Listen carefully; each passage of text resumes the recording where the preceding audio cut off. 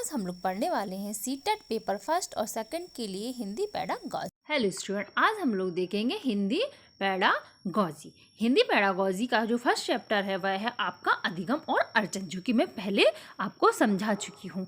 अब मैं इसका चैप्टर नंबर सेकंड देख रही हूँ और इसका सेकंड जो चैप्टर है वह है शिक्षण। मैंने इन्हीं नोट्सों से अपना सीटेट क्लियर किया था, तो आप यदि इसको पढ़ लेते हैं पैडागॉजी को, मैं इसकी बहुत थोड़ा सा स्पीड में आपकी पैडागॉजी कराऊंगी क्योंकि आपका पेपर नज़दीक आने वाला है, इसलिए मैं इसका सिर्फ और सिर्फ आपका रिवीजन करा रही हूँ। तो सबसे पहले अगर आप इसमें देखें, सेकंड नंबर जो आता है वह आता है आपका शिक्षण। शिक्षण क्या है? शिक्षण है जैसे कि ज़्यादा अनुभवी व्यक्ति से कम अनुभवी व्यक्ति में ज्ञान को प्रवाहित करना। मैं आपको दोबारा से समझाती हूँ। जैसे कि ज़्यादा अनुभवी मतलब जिसको ज़्यादा आता है, और जो आपसे जो सीख रहा है उसको थोड़ा कम आता होगा, ठीक है। तो जैसे कि जो टीचर होते हैं, टीचर को ज़्यादा आता है, स्टूडेंट को थोड़ा उनसे कम आता है। तो जो टीचर है अपना ज्ञान स्टूडेंट को प्रवाहित करते हैं, है ना, मतलब ट्रांसफ़र करते हैं। तो वह हो गई आपकी टीचिंग।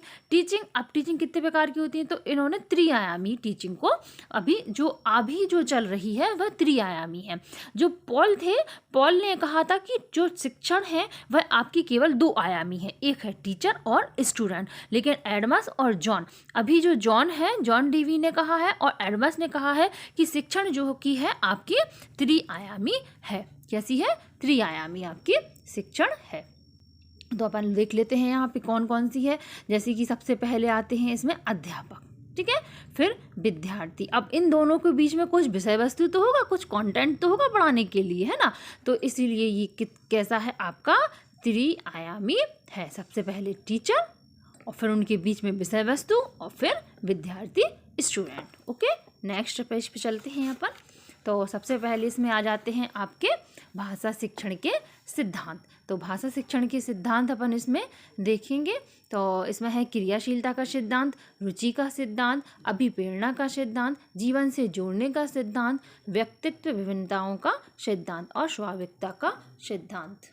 चलिए अब अपन इसके सिद्धांत के बारे में समझते हैं। तो क्रियाशीलता का सिद्धांत जो है उसी को अपन सीखने का सिद्धांत या मतलब लर्निंग बाय डूइंग भी कहते हैं। इसमें क्या होता है कि स्टूडेंट जब करता है, बड़ा स्टडी करता है, तो सबसे पहले वह अवलोकन करता है। जब अवलोकन करता है तो उसके बाद फिर समस्या का समाधान भी आता है, फिर आलोचनात्मक चिंतन या डेवलपमेंट जो भी होगा वह आपका, ठीक है। तो सबसे पहले क्रियाशीलता का सिद्धांत, फिर इसमें रुचि का सिद्धांत, इंटरेस्ट, कितना इंटरेस्ट आता है बच्चों को पढ़ाने के लिए, है ना। जब कोई भी उदाहरण से अगर टीचर अगर स्टूडेंट को पढ़ाता है तो उसमें इंटरेस्ट ज़्यादा आता है। यदि कोई किस्से या कहानी सुनाई जाए तो बच्चों को उसमें इंटरेस्ट ज़्यादा आता है। नेक्स्ट है इसमें अभिप्रेरणा का सिद्धांत। अभिप्रेरणा का सिद्धांत क्या है? मोटिवेशन, कितना बच्चों को आप मोटिवेशन करते हैं। जीवन से जोड़ने का सिद्धांत, यदि कोई भी चीज़ आप उसको जीवन से जोड़ोगे तो बच्चे ज़्यादा अच्छे से उसको क्लियर करते हैं। एनसीएफ ने सबसे पहले क्या कहा है कि आप जो भी स्टडी करवा रहे हैं उसको आप जीवन से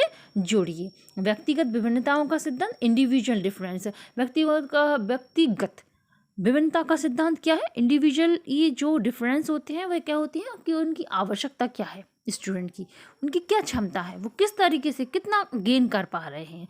हर स्टूडेंट की जो क्षमता होती है वह अलग अलग होती है। रुचि के अनुसार सभी बच्चों की जो रुचि होती है वह भी कैसी होती है? अलग अलग होती है ना। तो नेक्स्ट हम देखते हैं इस पर स्वाभाविकता का सिद्धांत, नेचुरल वे क्या है? जैसे कि भाषाई कौशल, ये बहुत ही इम्पोर्टेंट है आपके लिए। ये मोस्टली क्या है, इसमें हिंदी पेडागॉजी या संस्कृत पेडागॉजी इसमें आपका आ जाता है। सबसे पहले क्या होता है भाषाई कौशल में? जो होता है सबसे पहले बच्चा क्या करेगा? सुनेगा।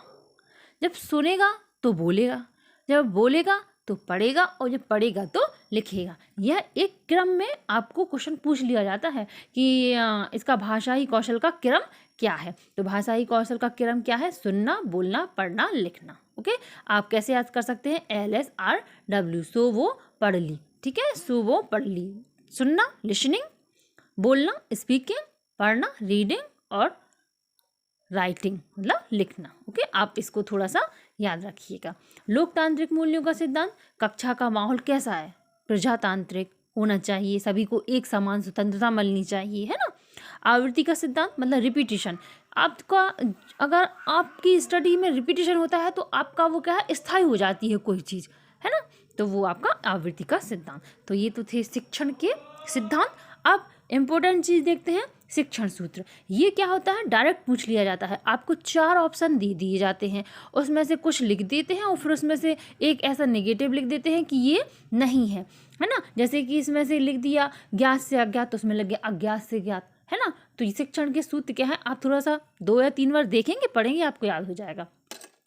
ज्ञात से अज्ञात की ओर, मूर्त से अमूर्त की ओर, सरल से जटिल की ओर, पूर्ण से अंश की ओर मतलब होल टू पार्ट, विशिष्ट से सामान्य की ओर, विश्लेषण से संश्लेषण की ओर, प्रत्यक्ष से अप्रत्यक्ष की ओर। ये जो है शिक्षण सूत्र जो है आपके, ये डायरेक्टली क्वेश्चन आ जाते हैं इसमें से। टीचिंग जो आपकी मेथड है, डायरेक्ट क्वेश्चन पूछे जाते हैं इसमें, ठीक है। तो अपन थोड़ा सा इसमें से समझ लेते हैं। ज्ञात से अज्ञात की ओर, जैसे दूसरा मूर्त से अमूर्त की ओर। जब आप किसी चीज़ को मूर्त करोगे, आई मीन कॉन्क्रीट मतलब जिस चीज़ को आप मूर्त में जाओगे, देखोगे उसको, तो उसी के बारे में तो कल्पना कर सकते हो, तो उसे कहते हैं अपन एब्स्ट्रैक्ट अमूर्त। सरल से जटिल की ओर, जैसे कि कोई क्वेश्चंस होते हैं तो पहले अगर अपन मैथ के क्वेश्चन देखते हैं तो क्या होता है, उसमें पहले सिंपल क्वेश्चंस देते हैं, फिर उसके बाद जटिलता आती जाती है उसमें, है ना। पूर्ण से अंश की ओर, होल टू पार्ट, ठीक है। जैसे कविता का सारांश, जैसे कोई कविता पढ़ा दी, कोई कहानी बता दी आपको, फिर उसका एक क्वेश्चन पूछा जाता है कि इस कविता से आपको क्या सारांश मिलता है ना। तो आपका एक तरीके से हो गया ना पूर्ण टू मतलब पूर्ण से अंश की ओर, होल टू पार्ट। विशिष्ट से सामान्य, जैसे कि कोई भी आप कोई विशिष्ट चीज़ है ना, तो उसको सामान्य रूप में बता देना, वो क्या हो जाएगा आपका विशिष्ट टू सामान्य। विश्लेषण से संश्लेषण, विश्लेषण से संश्लेषण, प्रत्यक्ष से अप्रत्यक्ष, डायरेक्ट टू इनडायरेक्ट, ठीक है। तो ये हो गए आपके शिक्षण सूत्र। में कुछ क्वेश्चंस देख लेते हैं। भाषा शिक्षण की भूमिका में महत्वपूर्ण यह है कि, मतलब जैसे कोई क्वेश्चंस आ जाए आपके पास, उसमें लिखा हो कि भाषा शिक्षण की भूमिका में महत्वपूर्ण यह है, क्या है महत्वपूर्ण, यह महत्वपूर्ण है कि पाठ्य पुस्तक की सीमा से स्वतंत्र होकर विविध संदर्भों में भाषा प्रयोग को महत्व दें। जहाँ आपका भाषा प्रयोग आ जाएगा ना, वो आपका ऑप्शन मोस्टली सही होता है। आपकी दृष्टि में अभ्यास क्या है, जैसे प्रैक्टिस क्या है, तो पाठ को समझने में मदद करता है। ये नहीं है कि उसमें कोई क्वेश्चन आ जाए कि आपकी दृष्टि में अभ्यास क्या है, तो बहुत सारे ऑप्शंस होंगे, जैसे कि उसमें जैसे 4 ऑप्शन दिए रहेंगे, तो उसमें से जैसे कहेंगे आपकी दृष्टि में अभ्यास क्या है, उसमें लिख देंगे रटने की क्रिया, है ना, जैसे पाठ को समझने में मदद करता है, या स्टूडेंटों को आगे की कक्षा में लाने का प्रयास करता है। तो जो भी नेगेटिविटी है उसको हटा के आप पॉजिटिविटी पे जाइए, आपका आंसर जरूर सही होगा, ठीक है। तो ये था आपका चैप्टर नंबर 2 आपका हिंदी पेडागॉजी के लिए। फास्टली रिवीजन करने के लिए मेरे चैनल को सब्सक्राइब और लाइक ज़रूर कीजिए।